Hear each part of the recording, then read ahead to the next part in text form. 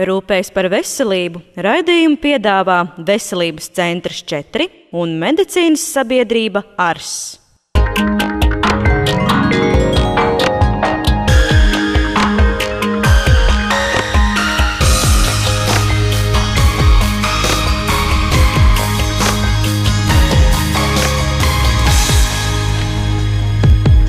Labdien! Šajā skaistajā svētdienas rītā šis raidījums būs ļoti īpašs, jo mēs jums atklāsim, kā var apstādināt laiku, izlīdzināt grumbas un iegūt skaistu ķermeni.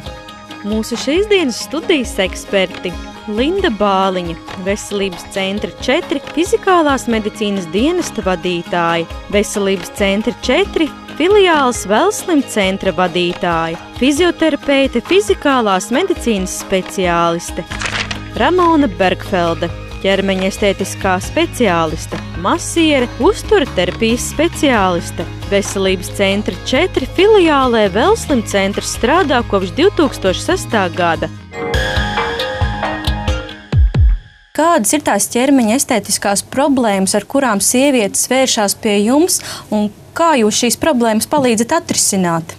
Biežākās ķermeņa estētiskās problēmas, ar kurām pie mums griežas sievietes, ir celulīts, liekas svars, palielināts ķermeņa problēma zona apkārtmērs gurnos un viduklī, strijas, kā arī pazemināts ķermeņa vai krūšu ādas tonus. Savukārt, vīrieši visbiežāk sūdzās par palielinātu vidukļa apkārtmēru. Tieši tāpat kā jebkuras savas veselības problēmas, mēs sākam risināt ar attiecīgā ārsta speciālista konsultāciju. Tieši tāpat arī ar ķermeņa estētikas problēmām ir jāsāk ar konsultāciju pie ķermeņa estētikas speciālista, kosmētiķa vai arī ārsta kosmetologa.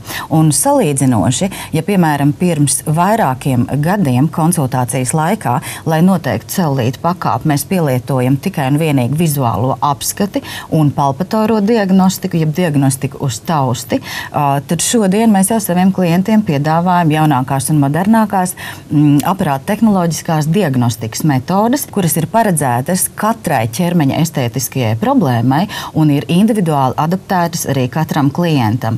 Ko es domāju, ka mēs visi noteikti gribam redzēt, kā tad notiek šī diagnostika. Skatāmies! Viena no modernākajām un objektīvākajām ķermeņa estētisko problēmu diagnostikas metodēm ir Velslim diagnostika. Velslim diagnostika ir datorizēta liekā svara un celulīta diagnostika, kas vienlaicīgi objektīviem diagnosticētajiem datiem sniedz arī pilnu un kompleksu un individuālu šo problēmu risinājumu. Velslim diagnostika atšķirībā no citām diagnostikām ir datorizēta un sniedz individuālu un ļoti plašu problēmu risinājumu. Lai izanalizētu ķermeņa svaru, tiek pielietota impedenciometrijas diagnostika.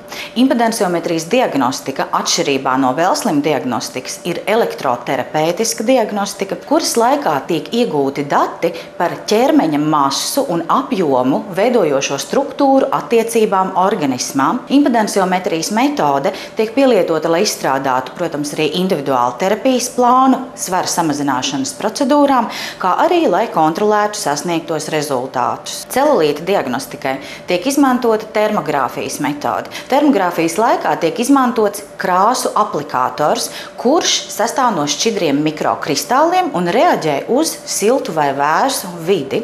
Šķidrie mikrokristāli iekrāstojās dažādos zīmējumos un dažādās krāsās, norādot konkrētu celulītu lokalizācijas vietu un konkrētu celulītu pakāpi. Un atgriežoties studijā, tātad pirmais jautājums. Vai šo celulītu, kas ir mūsu sieviešu ļaunākais biedz, var uzveikt un kā notiek šī celulīta ārstēšana? Un vai viņu vispār var pilnībā izārstēt? Celulīta ārstēšanā vai liekā svara samazināšanā nav rezultatīvas atsevišķas skaistumkopšanas procedūras. Rezultāts būs tikai tajā gadījumā, ja tiks izstrādāts individuāls terapijas plāns, un kā mēs to saucam, plāns pēc pilnas ēdienkartes. Jebkura ķermeņa estētiskā problēma ir jāsāk ar konsultāciju pie profesionāla speciālista, kuram ir izglītība, zināšanas un pieredze, un kurš savas konsultācijas laikā pielieto objektīvas diagnostikas metodas. Es domāju, ir pienācis laiks arī doties pie jums, palūkoties, kādas tad šīs procedūras ir dzīvē.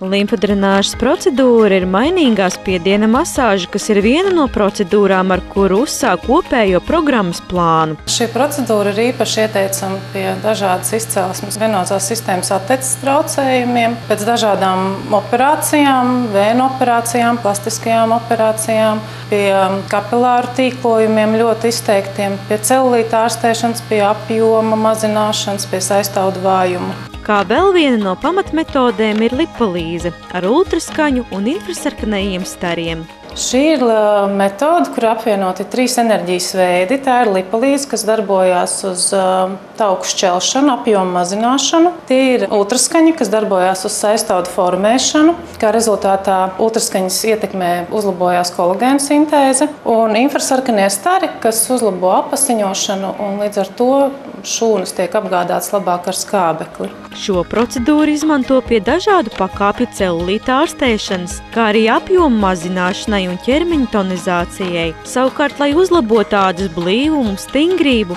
toni, izmanto radiofrekvences metodi. Radiofrekvence ir, lai uzlabotu ādas tonusu, lai mēs sasniegtu, piemēram, procedūras laikā, kad tiek šķelti tauki, lai āda nepaliktu ļengana bez tonusa, tad tiek papildus likt arī vēl elektrodi, kuru vada radiofrekvenci, jo ar siltumu uzlabojās kolagēna elastīna šķiedriņas, kuras ļoti labi pēc tam attīstās un līdz ar to veido stabilu ādas karkasu. Vispārējā vai lokālā ķermeņa kopšanas procedūra ar vienlaicīgu kompleksu iedarbību uz ķermeņa mīkstajiem audiem cīņai ar celulītu un lieko apjomu ir klasiskā kolbu vakuma masāža. Visvairāk vakuma masāža tiek lietota celulīta ārstēšanai un ķermeņa formu formēšanai. Šī procedūra ir praktiski roku darbs, kad mēs apstrādājam visu ķermeni, katru kvadrātcentimetru apstrādā, kad apakšā jūti, kur ir blīvāks, kur ir problēmu zona, kur vajag intensīvāk pastrādāt, kur vieglāk palaist, lai klientam mazāk sāpētu un lai neveidotos, teiksim, zilumi. Noteikti ir jāpiemina, ka cīņai ar nevēlamo apjomu un celulītu tiek veikts arī ūdens dziedniecības procedūras. Šarko duša un zemūdens masāža, kur ne tikai pielieto medicīnas nolūkos, bet arī skaistumkopšanā. Šarko duša ir vispopulārākā ūdens procedūra, jo diezgan īsā un ātrā laikā mēs jau redzam acīm redzams rezultātus. Savukārt zemūdens masāžā mēs jau konkrēti iedarbojamies uz konkrētām ķermeņa problēmu zonām. Esam ielūkojušies plašajā procedūru klāstā, taču svarīgi ir ieklausīties pacientu viedoklī par sniegto procedūru efektivitāti. Savā pieredzē par kavitācijas procedūras efektivitāti ar mums dalījās žurnāliste Una Ulme Sila. Manā gadījumā varbūt šķiet, ka man viņa nebūtu radikāli nepieciešama, bet bija problēma zona vēderiņš, kur es sāku just, ka tas tauku kārtiņa, viņai kļūst tāda kā cietāka, un izmēģināju šo metodi. Pēc šī kursa tieši devos uz siltajām zemēm un redzēju fotogrāfijās bildes, kas mani patīkami pārsteidza. Izslavētā kavitācija, kas tas ir? Tā tiek dēvēta kā labākā metode cīņā ar nevēlamo svaru. Kavitācija ir tauku šūnu bojāšana, lai no viņas izvadītu ārā liekos taukus, nevajadzīgās vielas, un pēc tam, nonākot asinsritē, viņas aiziet gan uz nierēm, gan uz aknām, kur tās pēc tam tiek atindēts un tiek izvadīts ar limfu, jo mums pēc kavitācijas procedūrām ir vajadzīga arī limfodrenāža vai vakuma masāža, lai tas rezultāts būtu labāks un efektīvāks. Vislabākos rezultātus mēs iegūstam, ja mēs taisam 8 reizes procedūru, 1 reizi nedēļā.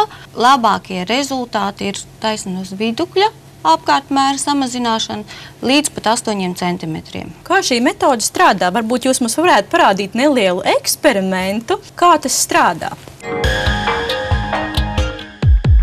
Eksperimenta sākumā paskatīsimies, kāda ir folija tagad un kāda viņa būs pēc tam, kad mēs būsim izmantojuši kavitācijas metodi. Liekam mēs foliju ūdenī un izmantojot kavitācijas kalvu. To skaņu dzird tikai klients savās ausīs. Un ir tā, ka cilvēki jau pēc pāris reizēm pierod pie tās skaņas, un viņi vispār vairāk jau nedzird.